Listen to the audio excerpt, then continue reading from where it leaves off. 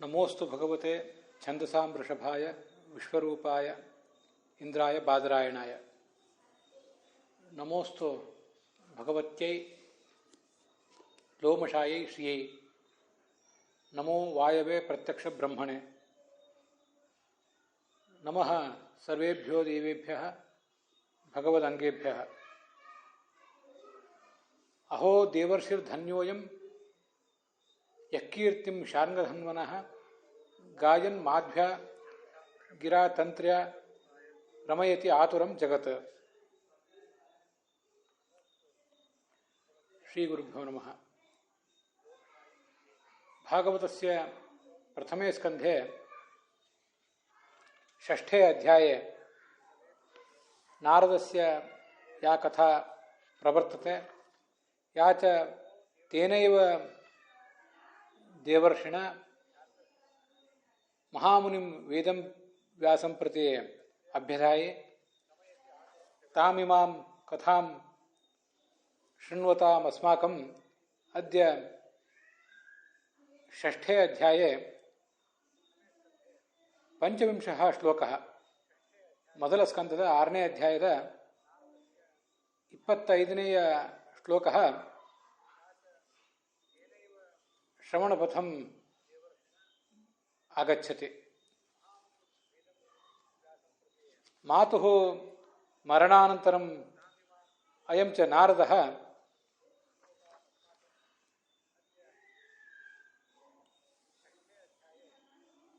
ತದಿದಂ ಮರಣಂ ಭಕ್ತಾನಾಂ ಸಮೀಪ್ಸಿತಂ ಈಶಸ್ಯ ಅನುಗ್ರಹಂ ಮನ್ಯಮಾನಃ ಉತ್ತರಾಂ ದಿಶಂ ಪ್ರಾತಿಷ್ಠತ್. ತತ್ರ ಚ ಅನೇಕಾನ್ ಪುರಗ್ರಾಮವ್ರಜಾಕರಾನ್ ಸ್ಫೀತಾನ್ ಜನಪದಾಂಶ್ಚ ಸಹ ಪ್ರಯಯೌ. ಅಂತತಶ್ಚ ಏಕಸ್ಮಿಂಶ್ಚಿತ್ ನದೀತೀರೆ ಉಪಸ್ಪೃಷ್ಟಃ ಸ್ನಾತ್ವಾ ಪೀತ್ವಾ ಶಮಂ ಮುಮುಂಚ. ತಸ್ಮಿಂಶ್ಚ ನಿರ್ಜನೆ ಅರಣ್ಯೆ ಪಿಪ್ಪಲೋಪಸ್ಥೆ ಆಶ್ರಿತಃ ಯಥಾಶ್ರುತಂ ಯಥೋಪದಿಷ್ಟಂ ಆತ್ಮಾನಂ ಅಂತಸ್ಥಂ ಸಹ ದಧ್ಯೌ.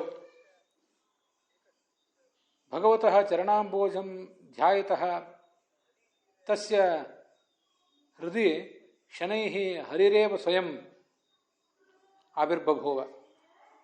ಹರಿಂ ಚ ದೃಷ್ಟ್ವಾ ಅಯಂ ನಾರದಃ ನ ಕಿಂಚಿತ್ ಉಭಯಂ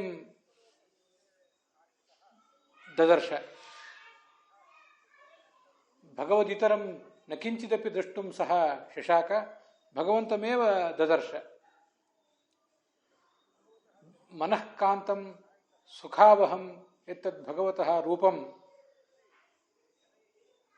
ಕಿಂಚಿತ್ ಕಾಲ ಪರ್ಯಂತಂ ದೃಷ್ಟ್ವಾ ತದನಂತರಂ ಅಪಶ್ಯನ್ ವೈಕ್ಲವ್ಯಾತ್ ದುರ್ಮನಾಃ ಇವ ಸ ಅಯಂ ಉತ್ತಸ್ಥೌ. ಪುನಃ ತದೇವ ರೂಪಂ ದ್ರಷ್ಟುಂ ಅವಹಿತ ಮನಸ ವೀಕ್ಷಮಾಣೋಪಿ ನೈವ ಪುನಃ ದ್ರಷ್ಟುಂ ಸಹ ಶಶಾಕ. ಅವಿತೃಪ್ತಃ ಆತುರಃ ಇವ ಸಹ ಭೃಶಂ ಶುಶೋಚ. ತಸ್ಯ ಚ ಇದಂ ಇಮಂ ಶೋಕಂ ದೃಷ್ಟ್ವಾ ಗಿರಾಮಗೋಚರಃ ಭಗವಾನ್ ಗಂಭೀರಯ ಮೃದ್ವ್ಯಾ ಚ ವಾಚಾ ಸರ್ವಾಃ ತಸ್ಯ ಹೃದಯಸ್ಥಾಃ ಶುಚಃ ಪ್ರಶಮಯನ್ನಿವ ತಮ್ ಏವಮಾಹ. ಯದಾಹ ತದ ಅದ್ಯ ಪ್ರಸ್ತೂಯತೆ. ನಾರದರು ಅರಣ್ಯಕ್ಕೆ ಬಂದಿದ್ರು, ಅಲ್ಲಿ ಭಗವಂತನನ್ನು ಧ್ಯಾನಿಸ್ಲಿಕ್ಕೆ ತೊಡಗಿದ್ರು ಅನ್ನೋದನ್ನೆಲ್ಲ ನೋಡಿದ್ದೇವೆ. ಬಂಧನವನ್ನೆಲ್ಲ ಕಳ್ಕೊಂಡಿದ್ರು, ಅವ್ರ ತಾಯಿ ಮರಣಿಸಿದ್ರು. ಮುಂದೆ ಇದ್ದ ಒಂದು ಬಂಧನ ಕಳ್ಕೊಂಡಿದ್ದಾದ್ರಿಂದ ಅವರು ಅರಣ್ಯಕ್ಕೆ ಹೋಗಿಬಿಟ್ರು. ಅರಣ್ಯದಲ್ಲಿ ಸಂಚಾರ ಮಾಡ್ತಾ ಒಂದು ಸಂದರ್ಭದಲ್ಲಿ ಒಂದು ನದಿಯಲ್ಲಿ ಸ್ನಾನ ಮಾಡಿ ತನ್ನ ದಣಿವನ್ನೆಲ್ಲ ಆರಿಸಿಕೊಂಡು ಅಶ್ವತ್ಥ ವೃಕ್ಷದ ಬುಡದಲ್ಲಿ ಕೂತ್ಕೊಂಡು ಅವರು ಭಗವಂತನನ್ನು ಧ್ಯಾನಿಸಲಿಕ್ಕೆ ತೊಡಗಿದರು. ಭಗವಂತ ಅವರ ಮನಸ್ಸಿನಲ್ಲಿ ಸ್ವಲ್ಪ ಕಾಲ ಕಂಡು ಮತ್ತೆ ಕಾಣದಂತೆ ಅದೃಶ್ಯನಾಗಿಬಿಟ್ಟ. ಅವರಿಗೆ ನಿರಾಶೆಯಾಗಿ ಮತ್ತೆ ಆ ಭಗವಂತನನ್ನು ಕಾಣಬೇಕು ಅಂತ ಬಹಳ ಪ್ರಯತ್ನ ಪಟ್ಟರು, ಆದರೆ ಕಾಣಲಿಲ್ಲ. ಆಗ ಭಗವಂತ ಇವರ ದಗುಡವನ್ನು ಕಳೆಯಬೇಕು ಎಂಬ ದೃಷ್ಟಿಯಿಂದಲೇ ಮರೆಯಾಗಿ ನಿಂತು ಮಧುರವಾಗಿ ಅನೇಕ ಅರ್ಥಗಳನ್ನು ಒಳಗೊಂಡಂಥ ಒಂದು ಮಾತನ್ನು ಆಡಿದ ಅನ್ನುವವರೆಗೆ ಈ ಕಥಾ ಈ ಹಿಂದೆ ಮುಕ್ತಾಯ ಕಂಡಿತ್ತು. ಅದರ ಮುಂದಿನ ಕಥೆಯನ್ನು ನಾವೀಗ ನೋಡಬೇಕಾಗಿದೆ. ಹಂತಾಸ್ಮಿನ್ ಜನ್ಮನಿ ಭವಾನ್ ನಮಾಂ ದ್ರಷ್ಟು ಮಿಹಾರ್ಹತಿ ಅವಿಪಕ್ವ ಕಷಾಯಾಣಾಂ ದುರ್ದರ್ಶೋಹಂ ಕುಯೋಗಿನಾಂ. ಈ ಜನ್ಮದಲ್ಲಿ ನಿನಗೆ ನನ್ನನ್ನು ಕಾಣಲಿಕ್ಕಾಗೋದಿಲ್ಲ. ಯಾಕೆಂದರೆ ಯಾರಿಗೆ ಮನಸ್ಸಿನ ಮಲ ನೀಗಿಲ್ವೋ ಅವರಿಗೆ ನನ್ನನ್ನು ನೋಡ್ಲಿಕ್ಕಾಗೋದಿಲ್ಲ ಭಗವಂತ ಹೇಳಿದ. ಅಸ್ಮಿನ್ ಜನ್ಮನಿ ಅಂತ ಹೀಗಿದೆಯಲ್ಲ, ಅದಕ್ಕೆ ಯಾರ್ಯಾರು ಏನೇನು ಅರ್ಥ ಮಾಡಿದ್ದಾರೆ ಅಂತ ಅನ್ನೋದನ್ನು ಒಂದು ಸ್ವಲ್ಪ ನಾವು ನೋಡಬೇಕು. ಅಸ್ಮಿನ್ ಜನ್ಮನಿ ಅಂದರೆ ಆಗ ನಾರದ ಬ್ರಾಹ್ಮಣ ಜನ್ಮದಲ್ಲಿ ಹುಟ್ಟಿರಲಿಲ್ಲ, ಅವನು ಶೂದ್ರ ಯೋನಿಯಲ್ಲಿ ಇದ್ದ ನಾರದ. ಆದ್ದರಿಂದ ಈ ಶೂದ್ರ ಜನ್ಮದಲ್ಲಿ ನಿನಗೆ ನನ್ನನ್ನು ನೋಡ್ಲಿಕ್ಕಾಗೋದಿಲ್ಲ ಅಂತ ಅರ್ಥ ಬರೀತಾರೆ ವಿಜಯಧ್ವಜ ಸ್ವಾಮಿಗಳು ಮತ್ತು ಯಾದವಾರ್ಯರು.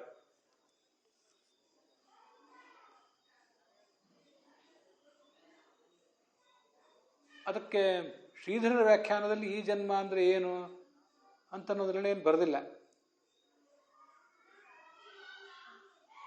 ವೀರರಾಘವರ ವ್ಯಾಖ್ಯಾನದಲ್ಲಿ ಏನು ಬರೆದಿದೆ ಅಂತ ಅನ್ನೋದು ನೋಡೋಣ. ಇಹ ಲೋಕೆ ಅಸ್ಮಿನ್ ಜನ್ಮನಿ ಭವಾನ್ ಮಾಂ ದ್ರಷ್ಟುಂ ನಾರ್ಹತಿ. ಈ ಜಗತ್ತಿನಲ್ಲಿ ಈ ಜನ್ಮದಲ್ಲಿ ನಿನಗೆ ನನ್ನನ್ನು ನೋಡ್ಲಿಕ್ಕಾಗೋದಿಲ್ಲ. ಯಾಕೆಂದರೆ ಮನಸ್ಸಿನ ಮಲ ಇನ್ನೂ ಕೂಡ ನಿಂದು ಕಡಿಮೆ ಆಗಿಲ್ಲ. ಯಾರಿಗೆ ಮನಸ್ಸಿನ ಮಲ ಇನ್ನೂ ಕಡಿಮೆ ಆಗಿಲ್ವೋ ಅಂಥವ್ರಿಗೆ ನಾನೆಂದು ಕಾಣಿಸೋದಿಲ್ಲ ಅಂತ ಭಗವಂತ ಹೇಳಿದ. ಇದು ವೀರರಾಘವರ ವ್ಯಾಖ್ಯಾನ. ಇಹ ಅಂದರೆ ಈ ಲೋಕದಲ್ಲಿ ಮತ್ತು ಈ ಜನ್ಮದಲ್ಲಿ ಅಂತ. ವಿಜಯಧ್ವಜರ ಮತ್ತು ಯಾದವಾರ್ಯರ ಆ ವಾಕ್ಯಗಳನ್ನು ಇನ್ನು ಮುಂದೆ ನಾವು ನೋಡೋಣ. ರಾಧಾಕೃಷ್ಣರ ಮಾತಿನಲ್ಲಿ ಅದೇನಿದೆ ಅಂತ ನೋಡೋಣ. ಇಹ ಸ್ಥಾನೆ ಅಸ್ಮಿನ್ ಜನ್ಮನಿ ವಾ.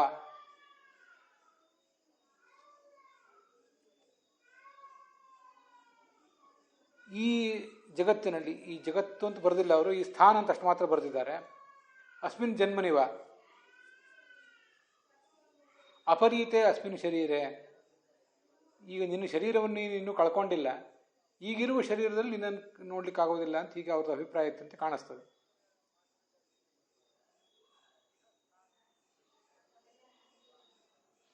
ಇರಲಿ, ಅಂತೂ ವೀರರಾಘವರ ವ್ಯಾಖ್ಯಾನ ಮತ್ತು ರಾಧಾಕೃಷ್ಣರ ವ್ಯಾಖ್ಯಾನದಲ್ಲಿ ಹೆಚ್ಚಿನ ವ್ಯತ್ಯಾಸ ಏನು ಕಾಣಿಸೋದಿಲ್ಲ.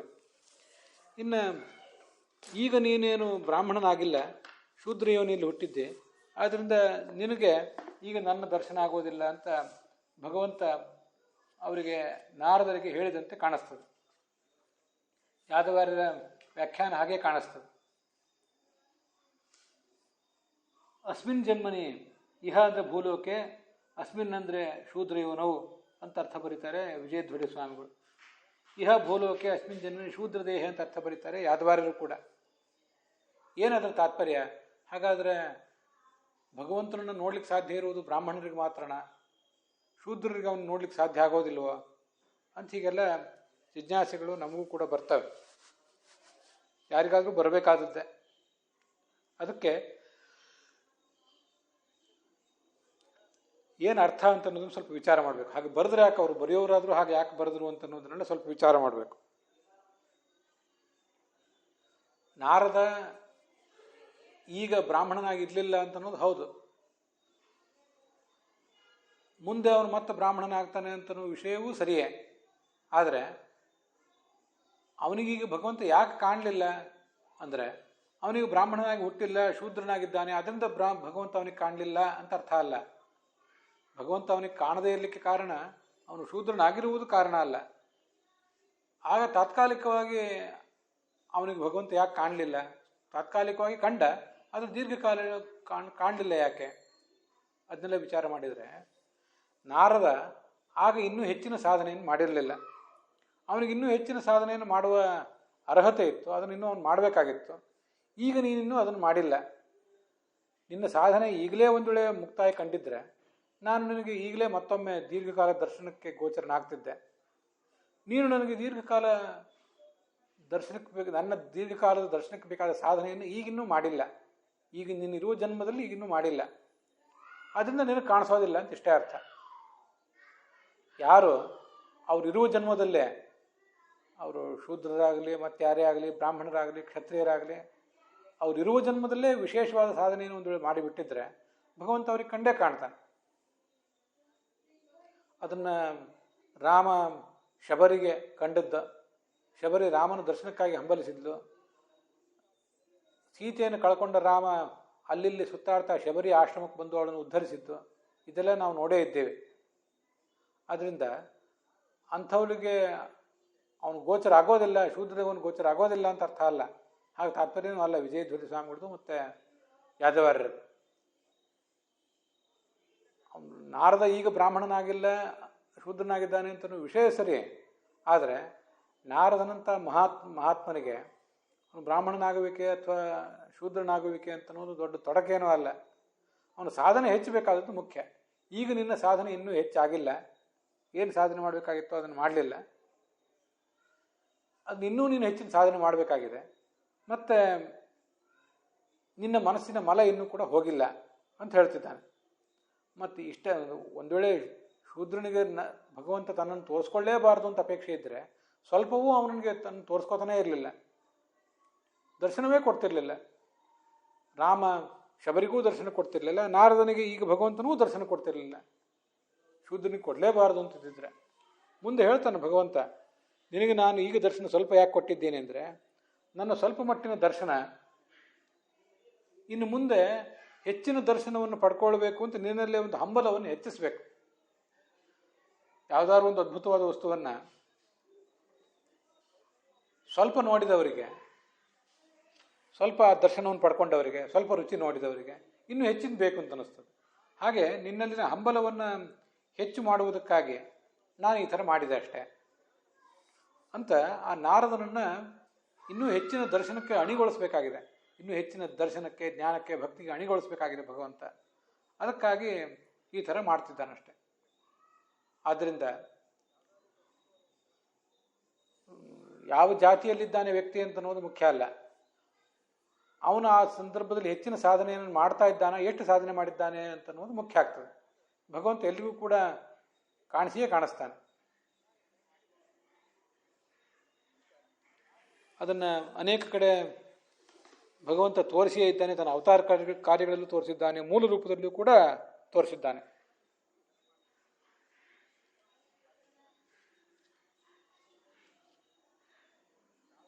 ಆದ್ದರಿಂದ ಈ ಥರದೊಂದು ಸಮಾಧಾನವನ್ನು ನಾವಿಲ್ಲಿ ಮಾಡ್ಕೊಳ್ಬೇಕು. ಅವಿಪಕ್ವ ಕಷಾಯಾಣಾಂ ದುರ್ದರ್ಶೋಹಂ ಕುಯೋಗಿನಾಂ. ಕಷಾಯ ಅಂದರೆ ಮನಸ್ಸಿನ ಮಲ. ಮನಸ್ಸಿನ ಮಲ ಯಾರಿಗಿನ್ನೂ ಪಕ್ವವಾಗಿಲ್ವೋ, ಕಳೆದಿಲ್ವೋ ಅಂಥವರಿಗೆ ನಾನು ಕಾಣಿಸೋದಿಲ್ಲ. ಕುಯೋಗಿಗಳು ಅಂತ ಶಬ್ದವರೇ ಇದೆ. ಅದಕ್ಕೆ ಶ್ರೀಧರರ ವ್ಯಾಖ್ಯಾನದಲ್ಲಿ ಹೀಗಿದೆ: ಅವಿಪಕ್ವಾಹ ಅದಗ್ಧಾಹ ಕಷಾಯಾಹ. ನಮ್ಮ ಮನಸ್ಸಿನ ಕಷಾಯ ಕೊಳೆ ಎಲ್ಲವೂ ಕೂಡ ಸುಟ್ಟು ಹೋಗಬೇಕು. ಸುಟ್ಟು ಹೋದರೆ ಆ ಭಗವಂತ ಕಾಣಿಸ್ತಾನೆ. ಸುಟ್ಟು ಹೋಗುವವರೆಗೂ ಕೂಡ ಇವರು ಕುಯೋಗಿಗಳು ಅಂತ ಕರೆಸ್ಕೋತಾರೆ. ಕುಯೋಗಿಗಳಾಗಿದ್ದವರು ಯೋಗಿಗಳಾಗಬೇಕು. ಕುಯೋಗಿಗಳು ಅಂದ್ರೇನು? ಅನಿಷ್ಪನ್ನ ಯೋಗರು, ಯೋಗದ ಮಾರ್ಗವನ್ನು ಇನ್ನೂ ಪೂರ್ಣವಾಗಿ ಎರಿಲ್ಲದೆ ಇದ್ದವರು. ಅಂಥವರು ಕೆಳಗಿನ ಹಂತದಲ್ಲಿದ್ದಾರಷ್ಟೇ. ಇನ್ನು ಕೆಳಗಿನ ಹಂತದಲ್ಲಿದ್ದವರು ಬ್ರಾಹ್ಮಣರು ಇರ್ಬೋದು, ಶೂದ್ರರು ಇರ್ಬೋದು, ಯಾರೂ ಇರ್ಬೋದು. ಮೇಲಿನ ಹಂತಕ್ಕೆ ಏರಬಲ್ಲವರು ಅವರು ಯಾವ ಜಾತಿಯವರು ಇರ್ಬೋದು, ಸ್ತ್ರೀಯೂ ಇರ್ಬೋದು, ಮತ್ತು ಯಾವ ಜಾತಿಯವರು ಕೂಡ ಇರ್ಬೋದು ಅಂತ ಅದರ ತಾತ್ಪರ್ಯ. ಆದ್ದರಿಂದ ಕುಯೋಗಿನಾಮ ಅಂದರೆ ಅನಿಷ್ಪನ್ನ ಯೋಗಾನಾಮ್, ಯಾರು ಇನ್ನೂ ಯೋಗದ ಮಾರ್ಗವನ್ನು ಏರಿಲ್ಲವೋ ಅವರಿಗೆ ಅಂತ ಅದರ ತಾತ್ಪರ್ಯ. ಭಾಗವತದಲ್ಲೇ ಒಂದು ಶ್ಲೋಕ ಇದೆ: ಯಥಾಮಯೋ ಸಾಧು ಚಿಕಿತ್ಸಿತೋ ನೃಣಾಂ ಪುನಃ ಪುನಃ ಸಂತತಿ ಪ್ರರೋಹನ್ ಏವಂ ಮನೋ ಪಕ್ವ ಕಷಾಯ ಕರ್ಮ ಪುನಃ ಪುನರ್ ವಿದ್ಯತೆ ಕುಯೋಗಿನಂ ವಿದ್ಯತಿ ಸರ್ವಸಂಗಂ ಅಂತ. ಕುಯೋಗಿ ಅಂತಲೇ ಅಲ್ಲೂ ಕೂಡ ಶಬ್ದ ಇದೆ. ಮತ್ತು ಮನಸ್ಸಿನ ಮಲ ಕೊಳೆ ಅನ್ನುವಂಥ ಅಭಿಪ್ರಾಯ ಅಲ್ಲೂ ಕೂಡ ಕಂಡು ಬರ್ತದೆ. ನಮಗೆ ಒಂದು ರೋಗ ಬಂದಿದೆ, ಅದಕ್ಕೆ ನಾವು ಸರಿಯಾಗಿ ಪೂರ್ಣವಾಗಿ ಚಿಕಿತ್ಸೆ ಮಾಡ್ಕೋಬೇಕು. ವೈದ್ಯರು ಹೇಳಿದಂತೆ ಪೂರ್ಣವಾದ ಔಷಧದ ಅವಧಿಯನ್ನು ನಾವು ಮುಗಿಸ್ಬೇಕು. ಅದು ಮಾಡದೆ ಹೋದರೆ ಸ್ವಲ್ಪ ಇನ್ನೂ ರೋಗದ ಅಂಶ ಉಳಿದಿದ್ರೆ ಅದು ಮತ್ತೆ ರೋಗ ಉಲ್ಬಣಿಸಿ ನಮ್ಗೆ ಯಾವಾಗಾದರೂ ತೊಂದರೆ ಕೊಡ್ತದೆ. ಅದರಂತೆ ಏವಂ ಮನಃ ಅಪಕ್ವ ಕಷಾಯ ಕರ್ಮ, ನಮ್ಮ ಮನಸ್ಸಿನಲ್ಲಿ ಕಷಾಯಗಳು, ಕಾಮ, ಕ್ರೋಧ, ಲೋಭ, ಮೋಹ, ಮದ, ಮಾತ್ಸರ್ಯ ಮೊದಲಾದ ದುರ್ಗುಣಗಳು, ಹಿಂದಿನ ಜನ್ಮದ ಸಂಸ್ಕಾರಗಳು ಅವೆಲ್ಲ ಇನ್ನೂ ಹಾಗೆ ಉಳಿದಿದ್ರೆ, ದುಷ್ಟ ಸಂಸ್ಕಾರಗಳು ವಿಶೇಷತಃ ಅವೆಲ್ಲ ಹಾಗೆ ಉಳಿದಿದ್ರೆ, ಕುಯೋಗಿನಂ ವಿದ್ಯತಿ ಸರ್ವಸಂಗಂ ಏವಂ ಮನೋಪಕ್ವ ಕಷಾಯ ಕರ್ಮ, ಆ ಮನಸ್ಸಿನಲ್ಲಿ ಆ ಸಂಸ್ಕಾರಗಳೆಲ್ಲ ಉಳಿದಿರ್ತವೆ. ಆ ಜೀವನ ಜೊತೆಗೆ ಆ ಮನಸ್ಸು ಕೂಡ ಜನ್ಮದಿಂದ ಜನ್ಮಕ್ಕೆ ಮುಂದುವರಿತಾ ಇರ್ತದೆ. ಅದು ಆ ಕುಯೋಗಿಯಾದಂತಹ ಜೀವನಿಗೆ ಮತ್ತೆ ಮತ್ತೆ ತೊಂದರೆ ಕೊಡ್ತಿರ್ತದೆ. ಅಂಥವನ್ನ ಕುಯೋಗಿ ಅಂತ ಕರೀತಾರೆ. ನಾವೆಲ್ಲರೂ ಪ್ರಾಯ ಈಗ ಕುಯೋಗಿಗಳೇ. ಕುಯೋಗಿಗಳಾಗಿದ್ದವರು ಮುಂದೆ ಯೋಗಿಗಳಾಗಬೇಕಾಗಿದೆ ನಾವಿನ್ನೂ ಅಷ್ಟೇ.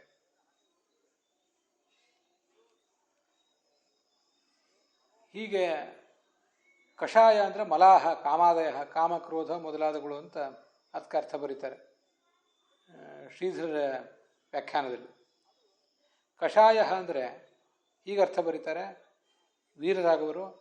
ದರ್ಶನ ಪ್ರತಿಬಂಧಕ ಪುಣ್ಯ ಪಾಪಾತ್ಮಕ ಕಷಾಯ, ಭಗವಂತನ ದರ್ಶನಕ್ಕೆ ಪ್ರತಿಬಂಧಕವಾದ ಪುಣ್ಯ ಪಾಪ ಇತ್ಯಾದಿಗಳ ರೂಪವಾದ ಒಂದು ಕಷಾಯ. ಅದು ಯಾವುದು ಪುಣ್ಯ ಪಾಪಾತ್ಮಕವಾದದ್ದು? ಪುಣ್ಯ ಪಾಪಾತ್ಮಕ ಕರ್ಮೋಪಾಧಿ. ನಾವು ಮಾಡುವ ಕರ್ಮಗಳೇನಿವೆಯಲ್ಲ, ಪುಣ್ಯಕರ್ಮಗಳು ಮತ್ತು ಪಾಪಕರ್ಮಗಳು, ಕೆಲವು ಬಾರಿ ಪುಣ್ಯಕರ್ಮಗಳು ನಮ್ಮನ್ನು ಕಟ್ಟಿ ಹಾಕಿಬಿಡ್ತಾರೆ. ಪುಣ್ಯಕರ್ಮ ಮಾಡಿ ಅದರಿಂದ ಏನೋ ಫಲ ಪಡ್ಕೋಬೇಕು, ಜಗತ್ತಿನಲ್ಲಿ ಸುಖವಾಗಿರಬೇಕು ಅಂತ ನಾವು ಹಂಬಲಿಸಿದ್ದಾದರೆ ಆ ಪುಣ್ಯಕರ್ಮವೇ ನಮ್ಮನ್ನು ಕಟ್ಟಿ ಹಾಕ್ತದೆ. ಪಾಪಕರ್ಮ ಅಂತೂ ಕಟ್ಟಿ ಹಾಕೋದ್ರ ಬಗ್ಗೆ ಸಂಶಯವೇ ಇಲ್ಲ. ಹೀಗೆ ಪುಣ್ಯ ಪಾಪಾತ್ಮಕ ಕರ್ಮೋಪಾಧಿ, ಪುಣ್ಯ ಪಾಪ ರೂಪ ಇತ್ಯಾದಿ ರೂಪವಾದ ಒಂದು ಕರ್ಮವೆಂಬ ಉಪಾಧಿ ಇದು, ಅದು ನಮ್ಮನ್ನು ಕಟ್ಟಿ ಹಾಕಿದೆ. ದರ್ಶನ ನಮಗಿನ್ನೂ ಆಗದೇ ಇರುವಂತೆ ಅದು ಮಾಡಿದೆ. ಯಾಕೆ ಭಗವಂತ ಕಾಣಿಸ್ತಿಲ್ಲ ಅಂದರೆ ಈ ಕಾರಣಕ್ಕಾಗಿ. ಅದು ಕಷಾಯ, ಕಷಾಯವತ್ತು ದುರಪನೇಯ. ಅದನ್ನು ಯಾಕೆ ಕಷಾಯ ಅಂತ ಹೇಳ್ತಾರೆ ಅಂದರೆ, ನಾವು ಸ್ವೀಕಾರ ಮಾಡಿದಂಥ ಯಾವುದೋ ಒಂದು ಕಷಾಯ, ಬಟ್ಟೆ ಮೇಲೆ ಬಿದ್ದಿರುವಂಥ ಒಂದು ಕಲೆ ಇತ್ಯಾದಿಗಳಿರ್ತವೆ, ಅದು ದುರಪನೇಯ. ಸುಲಭವಾಗಿ ಅದನ್ನು ತೊಡೆದು ಹಾಕ್ಲಿಕ್ಕಾಗೋದಿಲ್ಲ. ಆದ್ದರಿಂದ ಕಷಾಯ ಅಂದರೆ ಕೊಳೆ ಅಂತ ಅರ್ಥ. ಕೊಳೆ ಅಷ್ಟು ಸುಲಭವಾಗಿ ಹೋಗೋದಿಲ್ಲ. ಆದ್ದರಿಂದ ಈ ಪುಣ್ಯ ಪಾಪಾತ್ಮಕವಾದಂಥ ಕಷಾಯವನ್ನು ಕೂಡ, ಈ ಕರ್ಮೋಪಾಧಿಯನ್ನು ಕೂಡ ಕಷಾಯ ಅಂತ ಹೇಳಲಿಕ್ಕೆ ಇದು ಕಾರಣ ಅಂತ ಅದರ ತಾತ್ಪರ್ಯ. ಹೀಗೆ ಕಷಾಯ ಅಂದರೆ ಕರ್ಮವೆಂಬ ಉಪಾಧಿ ಅಂತ ಅರ್ಥ ಬರೆದಿದ್ದಾರೆ ವೀರರಾಘವರು. ರಾಧಾಕೃಷ್ಣರ ವ್ಯಾಖ್ಯಾನದಲ್ಲಿ ಅವಿಪಕ್ವ ಕಷಾಣಾಂ ಅದಗ್ಧ ಕಾಮಾದಿ ಮಲಾನಾಂ ಅಂತ ಇಷ್ಟೇ ಅರ್ಥ ಇದೆ. ಇನ್ನು ಅದಕ್ಕೆ ವೀರರಾಘವರು ಇತ್ಯಾದಿ ವ್ಯಾಖ್ಯಾನಗಳನ್ನು ನೋಡಿದ್ದಾಯಿತು. ವಿಜಯಧ್ವಜರು ಏನು ಹೇಳ್ತಾರೆ ಮತ್ತು ಯಾದವಾರ್ಯರು ಏನು ಹೇಳ್ತಾರೆ ಅಂತ ಅನ್ನೋದನ್ನು ಈಗ ನಾವು ನೋಡಬೇಕು.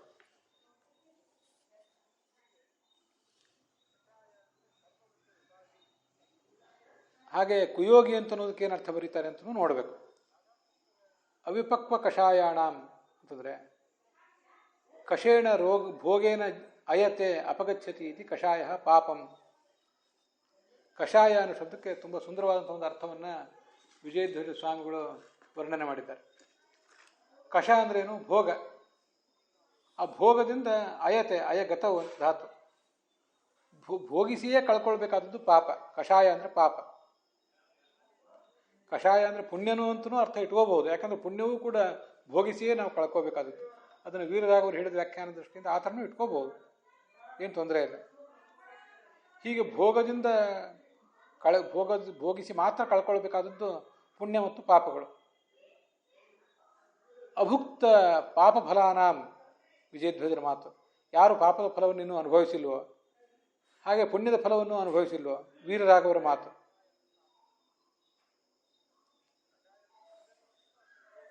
ಅವು ನಾವಿನ್ನೂ ಕಳ್ಕೊಂಡಿಲ್ಲದೆ ಹೋದರೆ ಆವಾಗ ನಾವು ಕುಯೋಗಿಗಳು ಅಂತ ಕರೆಸ್ಕೋತೇವೆ. ಆವಾಗ ನಮಗೆ ಆ ಭಗವಂತ ಕಾಣಿಸೋದಿಲ್ಲ. ಕುತ್ಸಿತ ಯೋಗ ಧ್ಯಾನಾದಿ ಯೇಷಾಂ. ಮಾಡ್ತಾರೆ ಅವರು, ಶ್ರವಣ ಮಾಡ್ತಾರೆ, ಮನನ ಮಾಡ್ತಾರೆ, ಧ್ಯಾನ ಮಾಡ್ತಾರೆ, ಎಲ್ಲವೂ ಮಾಡ್ತಾರೆ. ಆದರೆ ಅದಿನ್ನೂ ಕುತ್ಸಿತವಾಗಿರ್ತದೆ, ಕೆಳಗಿನ ಲೆವೆಲ್ಲಿಂದ ಇರ್ತದೆ, ನಡುವೆ ನಡುವೆ ವಿಚ್ಛೇದ ಬರ್ತಿರ್ತದೆ.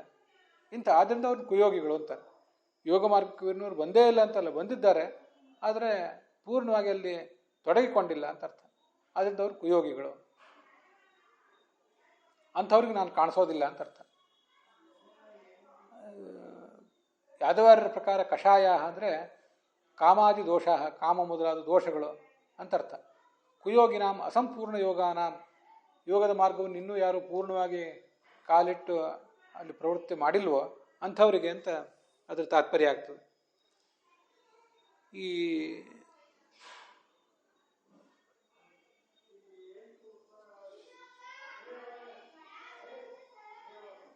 ಇಷ್ಟು ಅವೆರಡು ವ್ಯಾಖ್ಯಾನಗಳು ಏನು ಹೇಳ್ತವೆ ಅಂತ ನೋಡಿದ್ವಿ. ಇದಕ್ಕೆ ಭಾಗವತ ತಾತ್ಪರ್ಯ ಏನೂ ಇಲ್ಲ.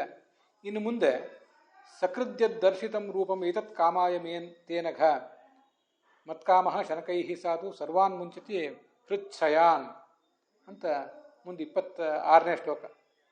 ಹಾಗಾದ್ರೆ ಒಂದ್ಸರಿ ಯಾಕೆ ತೋರಿಸಿದೆ ಅಂತಂದರೆ, ಅನಘ ಸಾಂಸಾರಿಕ ದುಃಖರಹಿತ, ಮೂಲತಃ ನೀನು ಪಾಪರಹಿತ, ನಿನ್ನ ಒಂದು ಭಗವಂತನನ್ನು ಕಾಣಬೇಕೆಂಬ ಹಂಬಲ ಇನ್ನೂ ಹೆಚ್ಚಾಗಬೇಕು. ವಿಜಯಧ್ವಜರು ಬರೀತಾರೆ, ಕದಾನು ಪಶ್ಯೇಯಂ, ಎಂದಿಗಾವುದೋ ದರ್ಶನ ಅಂತ ಒಂದು ಉತ್ಕಂಠೆ ನಮ್ಮ ಹೃದಯದಲ್ಲಿ ಮೂಡಬೇಕು. ಅದಕ್ಕಾಗಿ ನಾನು ಸ್ವಲ್ಪ ನಿನಗೆ ತೋರಿಸಿದೆ. ಹೀಗೆ ನನ್ನ ಭಕ್ತನಾದವನು ಕ್ರಮವಾಗಿ ಹೃಚ್ಛಯಾನ್, ಹೃದಯದಲ್ಲಿರುವಂತಹ ಕಾಮ, ಹೃದಯದಲ್ಲಿ ನೆಲೆ ಮಾಡಿಕೊಂಡಿರುವ ಕಾಮ ಕ್ರೋಧಾದಿಗಳನ್ನು ಅವನು ತೊಡೆದುಕೊಂಡು ಮುಂದೆ ಹೋಗ್ತಾನೆ. ಇದು ಏತತ್ ಕಾಮಾಯ ಅನುರಾಗಾಯ ಅಂತ ಒಂದು ಹಂಬಲ ಮೂಡಬೇಕು ಅಂತ. ಕಾಮ ಅಂದರೆ ಅನುರಾಗ ಅಂತ ಅರ್ಥ ಬರೀತಾರೆ ಯಾದವಾರ್ಯರು. ಮತ್ಕಾಮ ಪುಮಾನ್ ಹೃತ್ಸಯಾನ್ ಕಾಮಾದೀನ್, ಹೃದಯದಲ್ಲಿರುವ ಕಾಮಕ್ರೋಧಾದಿಗಳನ್ನು ಕಳ್ಕೋತಾನೆ ನನ್ನನ್ನು ನೋಡಬೇಕು ಅಂತ ಬಯಸುವವನು. ಇದು ಯಾದವಾರ್ಯರ ಅರ್ಥ. ಇನ್ನು ಈ ನಾವು ನೋಡ್ತಿರುವ ಶ್ಲೋಕಕ್ಕೆ ಶ್ರೀಧರಿ ವ್ಯಾಖ್ಯಾನದಲ್ಲಿ, ವೀರರಾಘವರ ವ್ಯಾಖ್ಯಾನದಲ್ಲಿ ಏನಿದೆ ಅಂತ ನೋಡಬೇಕು. ಏತತ್ ಕಾಮಾಯ ಮೈ ಅನುರಾಗಾಯ ಅಷ್ಟೇ ಅರ್ಥ ಬರೆದಿದ್ದಾರೆ. ಶ್ರೀಧರರ ವ್ಯಾಖ್ಯಾನದಲ್ಲಿ ಹೆಚ್ಚಿಂದೇನೂ ಅಲ್ಲಿ ಕಾಣಿಸೋದಿಲ್ಲ. ಮುಂದೆ ವೀರರಾಘವರ ವ್ಯಾಖ್ಯಾನದಲ್ಲಿ ತತ್ ತವ ಮತ್ಕಾಮಾಯ ಮದ್ವಿಷಯಕ ದಿದೃಕ್ಷಾಯೈ, ಹೆಚ್ಚು ಕಡಿಮೆ ಅದೇ ಹೇಳ್ತಾರೆ. ಏತತ್ ಕಾಮಯ, ಸ್ವಲ್ಪ ಏನೋ ಕಾಮಯ ಕಾಮಾಯ ಇತ್ಯಾದಿ ಸ್ವಲ್ಪ ಪಾಠಾಂತರ ಇದ್ದಂತಿದೆ, ಆದರೆ ಅದೇನೂ ದೊಡ್ಡ ವಿಷಯ ಅಲ್ಲ. ನನ್ನನ್ನು ನೋಡಬೇಕೆಂಬ, ಇನ್ನೂ ನೋಡಬೇಕೆಂಬ ಹಂಬಲ ನಿನ್ನಲ್ಲಿ ಮೂಡಬೇಕು, ಅದಕ್ಕಾಗಿ ಸ್ವಲ್ಪ ತೋರಿಸಿದೆ. ಸಕೃದ್ದರ್ಶಿತಂ ರೂಪಂ ಏತತ್ ಕಾಮಯ, ನೀನು ಇದನ್ನು ನೋಡಲಿಕ್ಕೆ ಬಯಸು. ಕಾಮಾಯ ಅಂತ ಒಂದು ಕಡೆ ಇದ್ದರೆ, ಕಾಮಾಯ ಅನ್ನೋ ಚತುರ್ಥಿ ವಿಭಕ್ತಿ ಏಕವಚನಾಗಿ ಕೆಲವು ಕಡೆ ಇದೆ. ಆ ಅನುರಾಗ ನಿನ್ನಲ್ಲಿ ಮೂಡಲಿಕ್ಕಾಗಿ, ನೋಡಬೇಕೆಂಬ ಬಯಕೆ ನಿನ್ನಲ್ಲಿ ಮೂಡಲಿಕ್ಕಾಗಿ ಏತತ್ ಕಾಮಯ ಅಂತ ಈ ಕೆಲವು ಕಾಮಯ ಅಂತ ಲೋಟ್ಲಕಾರದ ಮಧ್ಯಮ ಪುರುಷದ ಏಕವಚನವಾಗಿ ಇನ್ನು ಕೆಲವು ಕಡೆ ಪಾಠಾಂತರ ಇದೆ ಅಂತ ಹೇಳ್ತಾರೆ ವೀರರಾಘವರು. ಏತತ್ ಕಾಮಯ ಅಂದರೆ ನೀನು ಇದನ್ನು ಬಯಸು, ನಾನು ನಿನಗೆ ಸ್ವಲ್ಪ ತೋರಿಸಿದ್ದೇನೆ, ನೀನು ಇನ್ನೂ ಹೆಚ್ಚಿನದನ್ನು ನೋಡಲಿಕ್ಕಾಗಿ ಬಯಸಬೇಕು. ಹೀಗೆ ಬಯಸುವಂತಲ್ಲಿದೆ, ಏನಂತ ನೋಡಲಿಕ್ಕೆ ಬಯಸು ಅಂತ ಅಲ್ಲಿ ಸ್ವಲ್ಪ ಶೇಷ ಇಟ್ಕೋಬೇಕು, ಹೀಗೆ ಅದರ ತಾತ್ಪರ್ಯ.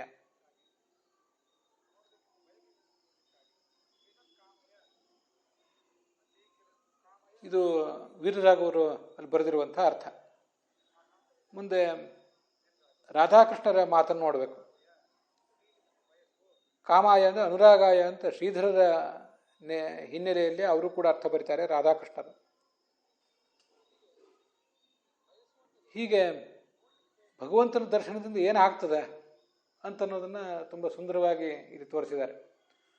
ಭಗವಂತ ನಾರದರಿಗೆ ಸ್ವಲ್ಪ ತನ್ನ ತೋರಿಸಿದ, ಇನ್ನೂ ಹೆಚ್ಚಿಂದ ನೋಡಬೇಕು ಅನ್ನೋ ಹಂಬಲ ಅವರಲ್ಲಿ ಮೂಡುವುದಕ್ಕಾಗಿ. ನಮಗೆ ಸ್ವಲ್ಪವೂ ಇನ್ನೂ ತೋರಿಸಿಲ್ಲ, ನಾವೆಲ್ಲ ಇನ್ನೂ ಪರೋಕ್ಷ ಜ್ಞಾನದ ಹಂತದಲ್ಲೇ ಇದ್ದೇವೆ. ಅಪರೋಕ್ಷ ಜ್ಞಾನದ ಹಂತಕ್ಕೆ ನಾವಿನ್ನೂ ಏರಿಯೇ ಇಲ್ಲ. ಆದರೂ ಕೂಡ ನಮಗೂ ಭಗವಂತ ಸ್ವಲ್ಪ ಆ ಮಾರ್ಗದಲ್ಲಿ ನಮ್ಮನ್ನು ಇಟ್ಟಿದ್ದಾನೆ. ಪರೋಕ್ಷ ಜ್ಞಾನವನ್ನು ಕೊಟ್ಟಿದ್ದಾನೆ, ಮುಂದೆ ಅಪರೋಕ್ಷ ಜ್ಞಾನವನ್ನು ಕೊಡ್ತಾನೆ. ಅಪರೋಕ್ಷ ಜ್ಞಾನ ಕೊಟ್ಟ ಮೇಲೆ ಮತ್ತಷ್ಟು ನೋಡಬೇಕು ಅಂತ ಕಾಣಿಸ್ತದೆ. ನಾವು ಈ ಹಿಂದೆ ನೋಡಿದ್ದೀವಿ, ಮೊದಲು ಪರೋಕ್ಷ ಜ್ಞಾನ, ಆಮೇಲೆ ಮಾನಸಾಪರೋಕ್ಷ, ಆಮೇಲೆ ಸ್ವರೂಪಾಪರೋಕ್ಷ. ಸ್ವರೂಪಾಪರೋಕ್ಷ ಆದಾಗ ಸ್ವರೂಪಜ್ಞಾನತಃ ಸಮ್ಯಕ್ ರತಿರ್ ವಿಷ್ಣು ಕಥಾಸುಚ. ಸ್ವರೂಪಜ್ಞಾನ ಆದ ಮೇಲೆ ಭಗವಂತನನ್ನು ಮತ್ತಷ್ಟು ತಿಳಿಯಬೇಕು, ಮನನ ಮಾಡಬೇಕು, ಧ್ಯಾನಿಸಬೇಕು ಅಂತ ಭಗವಂತ ಅಧ್ಯಾತ್ಮದ ಚಿಂತನದಲ್ಲಿ ಹೆಚ್ಚಿನ ಆಸಕ್ತಿ, ನೈಜವಾದ ಆಸಕ್ತಿ ಭಗವಂತನ ಸ್ವರೂಪಾಪರೋಕ್ಷ ಆದಾಗ ಆಗ್ತದಂತ. ಅದಕ್ಕಿಂತ ಮುಂಚೆ ಆಗುವುದು ಭಗವಂತನ ಸಾಕ್ಷಾತ್ಕಾರ, ಆದರೆ ಅದು ಮನಸ್ಸಿನ ಮೂಲಕ ಆಗುವಂಥದ್ದು. ಈಗ ನಾವಂತೂ ಕೇವಲ ಪರೋಕ್ಷ ಜ್ಞಾನದ ಹಂತದಲ್ಲೇ ಇದ್ದೇವೆ. ಪರೋಕ್ಷ ಜ್ಞಾನದ ಹಂತದಲ್ಲಿದ್ದವರಿಗೆ ಮನಸ್ಸಿನ ಮೂಲಕ ಸ್ವರೂಪ ಭಗವಂತನ ಸಾಕ್ಷಾತ್ಕಾರ ಆಗಬೇಕು. ಅದಾದಮೇಲೆ ನಮ್ಮ ಸ್ವರೂಪದ ಮೂಲಕವೇ ಭಗವಂತನ ಸಾಕ್ಷಾತ್ಕಾರ ಆಗಬೇಕು. ಈ ಎಲ್ಲ ಹಂತಗಳನ್ನು ನಾವು ಮೀರಿ ಹೋದಾಗ ವಿಶೇಷವಾದ ಸಾಧನೆಯನ್ನು ಮಾಡಲಿಕ್ಕೆ ಸಾಧ್ಯ ಆಗ್ತದೆ. ನಾರದನಂಥವನು ಕೂಡ, ಅಷ್ಟು ದೊಡ್ಡ ಸ್ಥಾನದಲ್ಲಿದ್ದವನು ಕೂಡ ಹೇಗೆ ಏನೇನು ಮಾರ್ಗಗಳನ್ನು ಅವನು ಸವಿಸಬೇಕಾಯಿತು ಅಂತನ್ನೋದನ್ನು ನೋಡಿದ್ದೇವೆ. ಇವತ್ತಿನ ಆರಂಭದಲ್ಲಿ ಮೊದಲು ವೇದವ್ಯಾಸರ ಲಕ್ಷ್ಮೀದೇವಿಯ ಪ್ರಾಣನ ಸ್ತೋತ್ರ ಮಾಡಿದ್ದೇವೆ. ಕೊನೆಗೊಂದು ಶ್ಲೋಕ ಹೇಳಿದೆ, ಅದು ಇಲ್ಲೇ 6ನೇ ಅಧ್ಯಾಯದಲ್ಲಿ ಕೊನೆಗೆ ಬರುವ ಶ್ಲೋಕ. ಅಹೋರ್ ದೇವರ್ಷಿರ್ ಧನ್ನೋ ಎಂಬಂತ ಅದನ್ನು ಮೊದಲೇ ಹೇಳಿದೆ. ನಾರದನ ಕುರಿತಾದ ಭಾಗವತದಲ್ಲಿ ಬಂದಿರುವಂಥ ಒಂದು ಶ್ಲೋಕ. ಅದನ್ನು ಇದು ನೋಡಿ, ಆ ನಾರದರು ಏನು ಅಂತನ್ನೋದನ್ನು, ನಾರದರ ಗುಣವನ್ನು ಸ್ವಯಂ ಕೃಷ್ಣ ಮಹಾಭಾರತದಲ್ಲಿ ಹೇಳಿದ್ದನ್ನು ಈ ಹಿಂದೆ ನೋಡಿದ್ದೀವಿ ನಾವು. ಭಗವಂತನನ್ನು ಭಕ್ತರು ಕೊಂಡಾಡ್ತಿರ್ತಾರೆ. ಭಕ್ತರನ್ನು ಭಗವಂತನೇ ಕೊಂಡಾಡುವುದು ಒಂದು ಅಧ್ಯಾಯದಲ್ಲಿ ಇಡೀ ವರ್ಣಿತ ಆಗಿದೆ, ಮಹಾಭಾರತದಲ್ಲಿ ಬಂದಿದೆ, ನೋಡಿದ್ದೀವಿ. ಇಲ್ಲಿ ಒಂದು ಶ್ಲೋಕದಲ್ಲಿ ಆ ನಾರದರ ಮಹತ್ವವನ್ನು ಹೇಳ್ತಾರೆ. ಧನ್ಯ ಈ ದೇವರ್ಷೆ ಅನಪೇಕ್ಷೋ ಗುಣೈಃಪೂರ್ಣ ಧನ್ಯ ಇತ್ಯುಚ್ಯುತೆ ಉದಯ ಅಂತ ಹೇಳಿದಂತೆ, ಅನಪೇಕ್ಷ, ಜಗತ್ತಿನ ಬಗ್ಗೆ ಏನು ಬಯಕೆಯೇ ನಿರೀಕ್ಷೆಯೇ ಅವನಿಗಿಲ್ಲ. ಭಗವಂತನ ಕೀರ್ತಿಯನ್ನು, ಶಾಂಗಧನ್ವನಾದ ಧನುರ್ಧಾರಿಯಾದ ಭಗವಂತನ ಕೀರ್ತಿಯನ್ನು ಇವನು ಮಾಧ್ವ್ಯಾಗಿರ ತಂತ್ರ್ಯಾ ಗಾಯನ್, ತನ್ನ ಜೇನಿನಂತೆ ಸಿಹಿಯಾದ ವಾಣಿಯಿಂದ, ಅವನ ಧ್ವನಿಯೂ ಮಧುರ, ಹಾಗೆ ಆ ಧ್ವನಿಗಳಲ್ಲಿ ತುಂಬಿರುವ ಭಾವವೂ ಮಧುರ. ಅಂಥ ಮಾತಿನ ಮೂಲಕ ತಂತ್ರ್ಯಾ ಗಾಯನ್, ಯಾವತ್ತು ವೀಣೆಯ ಮೂಲಕ, ತಂತ್ರಿ ಅಂದರೆ ತಂತಿಯ ಮೂಲಕ ನುಡಿಸ್ತಾ, ರಮಯತಿ ಆತುರಂ ಜಗತ್, ರೋಗಗ್ರಸ್ತವಾದ ನೊಂದ ಬೆಂದ ಮನಸ್ಸಿಗೆ, ಹಾಗೆ ಆತುರ ಅಂದರೆ ಭೋಗದಲ್ಲಿ ಮಗ್ನವಾದ ಮನಸ್ಸಿಗೆ ಅವನು ನೆಮ್ಮದಿ ತರ್ತಾರೆ ನಾರದರು ಅಂತ ಆ ನಾರದರನ್ನು ವರ್ಣನೆ ಮಾಡುವಂಥ ತುಂಬ ಸುಂದರವಾದಂಥ ಒಂದು ಶ್ಲೋಕ ಇದೆ. ಅದಕ್ಕಾಗಿ ಇವತ್ತಿನ ಮಂಗಲಾಚರಣೆಯಲ್ಲಿ ನಾನು ಅದನ್ನು ಕೂಡ ಸೇರಿಸ್ಕೊಂಡಿದ್ದೆ. ಇಂಥ ಶ್ಲೋಕಗಳನ್ನು ನಾವು ಹೆಚ್ಚು ಬಳಕೆಗೆ ತರಬೇಕು. ಅಲ್ಲಿಗೆ ಈ 6ನೇ ಅಧ್ಯಾಯದಲ್ಲಿನ ಇನ್ನೂ ಅನೇಕ ಶ್ಲೋಕಗಳು ಉಳಿದುಕೊಂಡಿವೆ. 26 ಶ್ಲೋಕಗಳು ಇಲ್ಲಿಗೆ ಸಮಾಪ್ತವಾಗಿವೆ. ಇವತ್ತಿನ ಭಾಗವೂ ಕೂಡ ಸಮಾಪ್ತವಾಗಿದೆ. ಹುಸಿಯ ನಾಡಿ ಹೊಟ್ಟೆ ಹೊರೆವ ವಿಷಯದಲ್ಲಿ ರಸಿಕನೆಂದು ಹುಸಿಗೆ ಹಾಕದಿರುವ ಇನ್ನು ಋಷಿಕೇಶನೇ, ಈಶನಿನ್ನ ಚರಣ ಭಜನೆ ಆಸೆಯಿಂದ ಮಾಡುವೆ, ದೋಷರಾಶಿ ನಾಶ ಮಾಡು ಶ್ರೀಶಕೇಶವ. ಶ್ರೀಕೃಷ್ಣಾರ್ಪಣ ವಸ್ತು.